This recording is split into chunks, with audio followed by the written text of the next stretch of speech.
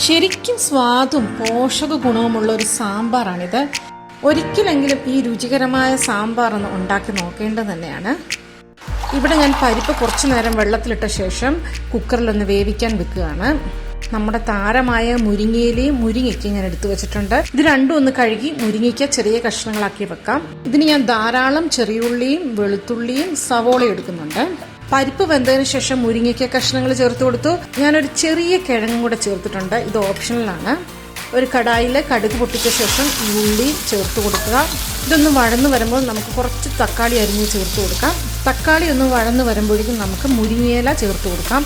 ഇതൊന്ന് നന്നായിട്ടൊന്ന് സോട്ട് ചെയ്ത് കൊടുക്കുക. ഇനി ഞാൻ സാമ്പാർ പൊടി ചേർത്ത് കൊടുത്തു. ആവശ്യത്തിന് പുളിവെള്ളം ചേർത്ത് കൊടുത്തു.